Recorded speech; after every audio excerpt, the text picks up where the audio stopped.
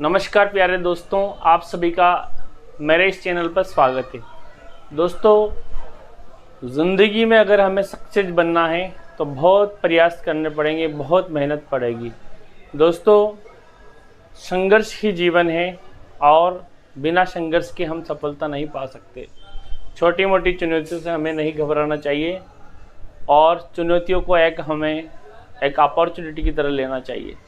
तो दोस्तों, आज का जो वीडियो है हमारा महात्मा गांधी अंग्रेजी माध्यम से संबंधित आपके कुछ महत्वपूर्ण सवाल हैं और उनके जवाब मैं देने का प्रयास इस वीडियो में करूंगा।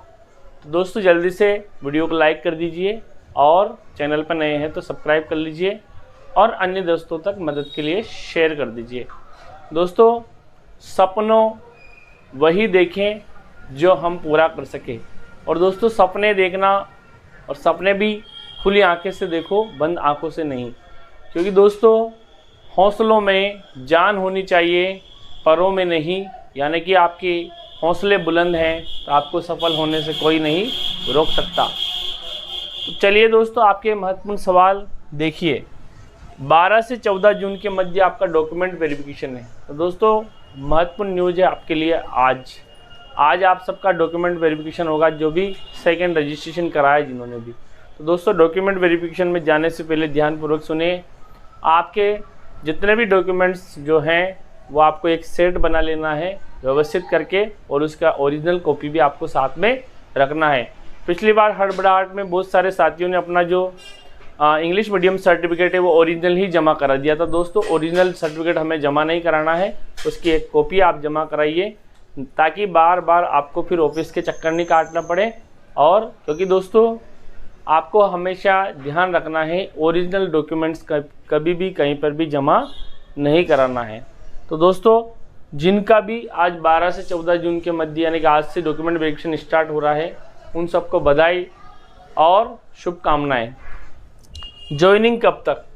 तो दोस्तों, ये महत्वपूर्ण सवाल है, सभी के मन में संशय है और सभी इस सवाल के लिए उत्सुक हैं और इसका आंसर सुनने के लिए उत्सुक। तो दोस्तों, अगर यही प्रक्रिया चलती रही, अगर सारे अगर मान लीजिए डॉक्यूमेंट्स वगैरह प्रोसेस हो जाएगी, उसके बाद दोस्तों हम कह सकते हैं कि लगभग 1 जुलाई से लेकर 15 जुलाई के बीच में आपकी ज्वाइनिंग हो सकती है। ज्वाइनिंग होने की पूरी संभावनाएं बनती है।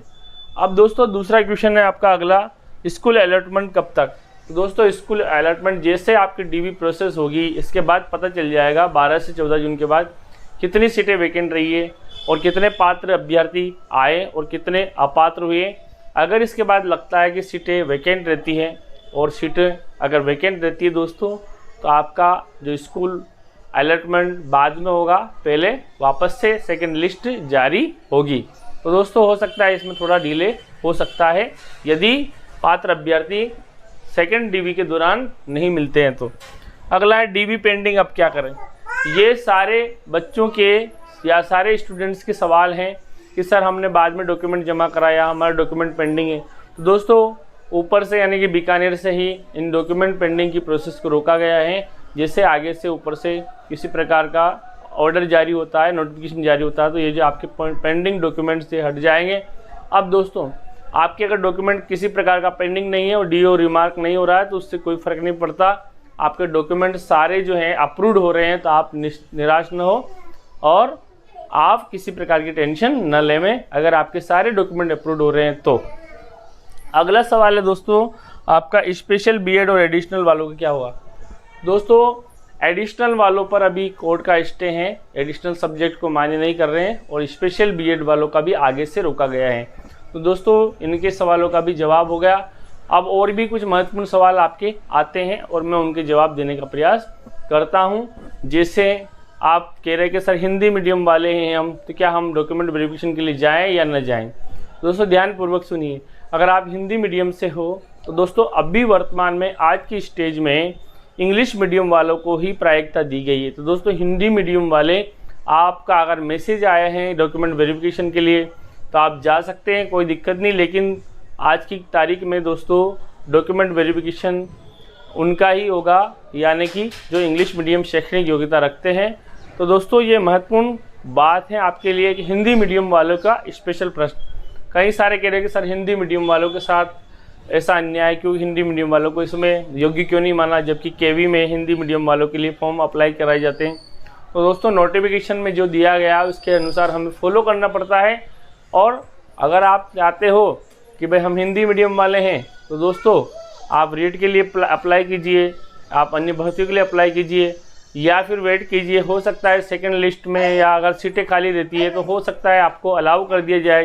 तो दोस्तों टू बी हैप्पी, आगे वेट कीजिए और पॉजिटिव सोचते रहिए। अगला क्वेश्चन दोस्तों, ये क्वेश्चन तो आपके हो गए, और भी आपके बहुत सारे क्वेश्चन बनते हैं और उन सारे प्रश्नों के जवाब मैं हमेशा देने का प्रयास करता हूं। दोस्तों कल मैंने एक वोटिंग जारी की थी, उसमें अधिकांश दोस्तों के जो कमेंट आए, यानी कि सबसे ज़्यादा जो लेवल है कि सर आपके वीडियो से हमें अप टू डेट जानकारी मिलती है।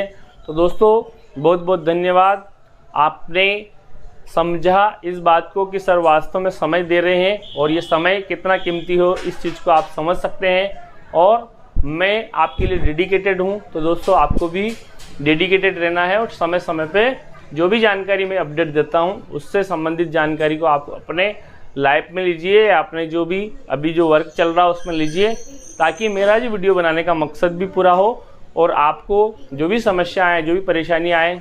दोस्तों कई बार आपके वो के वही क्वेश्चन होते हैं जिनके वीडियो मैंने ऑलरेडी बना रखे हैं। तो दोस्तों आपसे गुजारिश है, बहुत ही ज़्यादा फरमाइश है, या यूँ कह सकते हैं आग्रह है कि अगर जो मैंने कह दिया कि भाई पिछला वीडियो देख लीजिए, तो इसका मतलब ये है कि उससे संबंधित संपूर्ण जानकारी मैंने पिछले वीडियो में दे रखी है। जैसे डॉक्यूमेंट वेरिफिकेशन लिस्ट है, तो ये मैंने पहला वीडियो बना ही रखा है कि कौन कौन से डॉक्यूमेंट आपको अटैच करने हैं, कौन कौन से शपथ पत्र आपको लगाने हैं, यानी कि इसके बाद हिंदी मीडियम वाले आपके डीवी पेंडिंग है। तो इस तरह के वीडियो मैंने पहले ऑलरेडी बना रखे हैं। दोस्तों अगर आपको इनसे संबंधित कुछ क्वेश्चन होता है तो आप कृपया करके एक बार वीडियो अवश्य देख लें। अगर उसके बावजूद भी अगर आपके डाउट रह जाते हैं तो दोस्तों आपकी कमेंट का हमेशा स्वागत करता हूं, मैं आपके कमेंट का रिप्लाई करने का प्रयास करता हूं। केवल उसी समय में आपके कमेंट का रिप्लाई नहीं करूंगा जिससे संबंधित वीडियो अगर मैंने ऑलरेडी बना रखा है और आप उस वीडियो को बिना देखे अगर कमेंट कर रहे हो तो दोस्तों उसमें क्या है कि बड़ा मैसेज टाइप करने में समस्या होती है। इतनी सारी बातें जो मैं 5 से 10 मिनट के वीडियो में बताता हूँ वो दोस्तों मैसेज में टाइप करके या इतनी डिटेल में नहीं लिख सकता। इसलिए आपसे आग्रह है कि आप कृपया करके जो भी आपकी जो रिलेटेड प्रॉब्लम है उससे संबंधित जो मेरे बनाए हुए वीडियो हैं एक बार आप उस पर देखिए, उसके बाद आप समझिए। अगर क्लियर हो जाए तो कोई बात नहीं हो तो आपके कमेंट्स का रिप्लाई ज़रूर करूँगा। तो दोस्तों ध्यान दीजिए, एक एक पॉइंट को आप ध्यान से नोट कीजिए क्योंकि हर पॉइंट आपके लिए इम्पोर्टेंट है, because every point is important for you. क्योंकि दोस्तों ये जो इस भर्ती में क्लियरली कहा गया है कि जितनी भी आपकी जो डिग्रीज हैं वो डिग्री सारी किस में होनी चाहिए, या जो भी आपकी जो डॉक्यूमेंट्स हैं that are all in the English medium, वो सारे इंग्लिश मीडियम में होने चाहिए। अब दोस्तों इंग्लिश मीडियम में आपकी मार्कशीट में लिखा हुआ, तो दोस्तों आपने जिस संस्थान से या जहाँ कॉलेज या यूनिवर्सिटी से या जिस भी संस्थान से आपने इंग्लिश मीडियम में आपकी पास आउट हुए उस वर्ष, तो दोस्तों उसी संस्थान को क्लियर पता है कि आपने इंग्लिश माध्यम में आपने पढ़ाई की होगी। तो दोस्तों वो अपने लेटर पैड पे या आपने जो भी प्रारूप पे अगर लिख देंगे क्लियरली कि हाँ इस बच्चे ने या इस संबंधित छात्र ने इस सेशन में अंग्रेजी माध्यम में इस विद्यालय से अध्ययन किया था और ये जो मार्कशीट है ये या इन्होंने जो स्टडी की थी वो इंग्लिश मीडियम में की थी, दैट सोल्व आपकी प्रॉब्लम सोल्व हो जाएगी।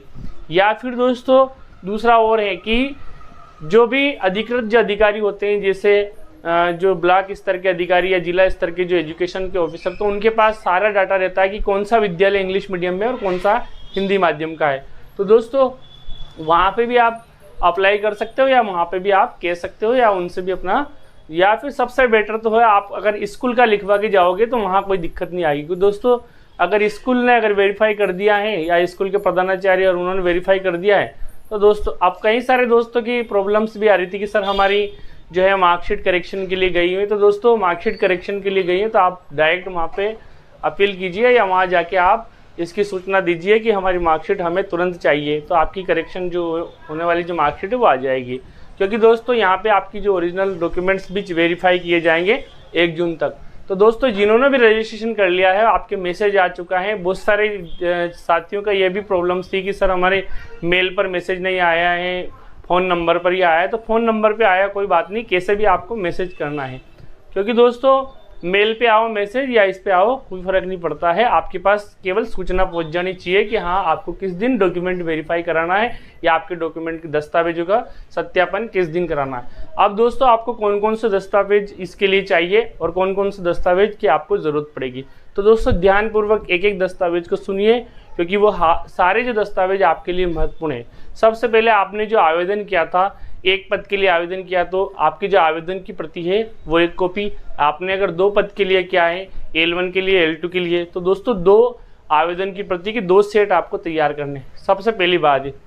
दूसरी बात है आपका आधार कार्ड होना चाहिए, तो आधार कार्ड की कॉपी भी आप अटैच कीजिए।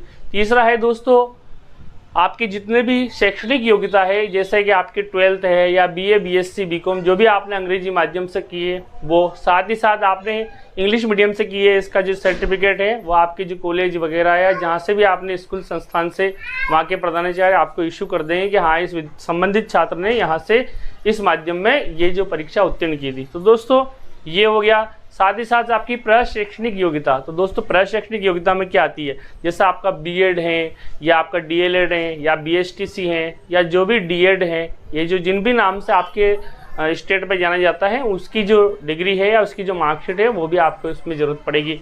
तो दोस्तों ये महत्वपूर्ण दस्तावेज। साथ ही साथ आपको अन्य दस्तावेज की भी ज़रूरत पड़ेगी।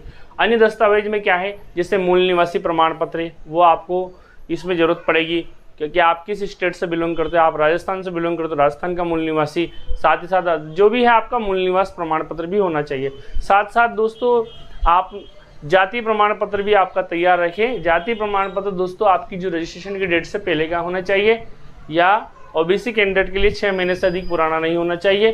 तो दोस्तों जाति प्रमाण पत्र में आपकी जैसे आपने EWS का बना रखा है या SC ST OBC या जो भी है आपका, वो सारे डॉक्यूमेंट्स या जाति प्रमाण पत्र इसके साथ सबमिट करना है।